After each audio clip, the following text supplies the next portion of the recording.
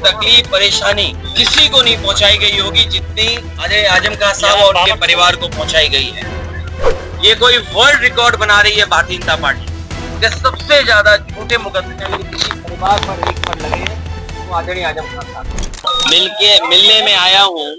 मैं जेल मिलने नहीं पहुंच पाया था। मैं आज अभी आपसे बैठ कर के स्वास्थ्य को लेकर के और उनका हालचाल ले रहा हूँ। और आदरणीय आजम खान साहब वो बहुत पुराने नेता हैं। पुराने नेताओं की बात ही कुछ और है, पुराने लोगों की बात ही कुछ और है।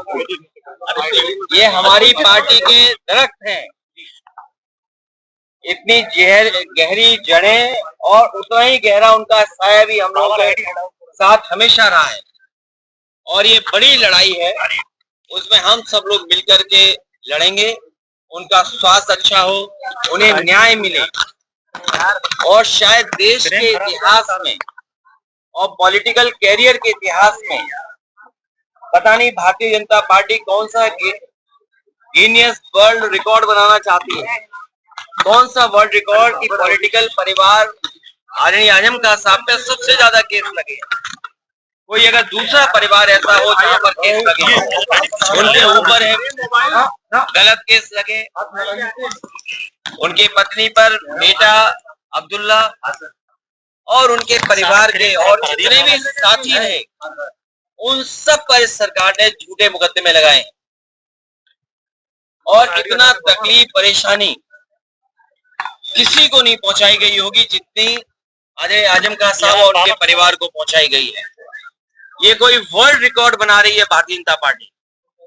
और अगर गिनती के हिसाब से हम लोग हिसाब किताब लगाएं तो हो सकता है Guinness book of world record में भी ये नाम आ जाए परिवार का कि सबसे ज्यादा झूठे मुकदमे अगर किसी परिवार पर एक पर लगे हैं तो आदरणीय आजम खान साहब।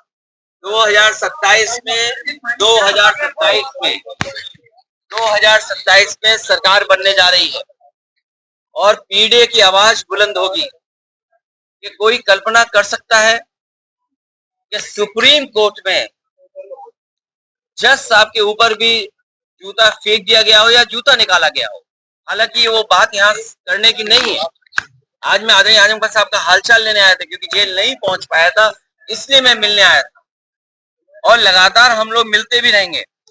लेकिन जो सुप्रीम कोर्ट में हुआ है, ये समाज में कहीं ना कहीं एक संदेश जा रहा है कि पीडीए के लोग कहीं बैठे हों जीवन में कभी न कभी अपमानित होते हैं। और ये बात मैं पहली बार नहीं कह रहा हूँ,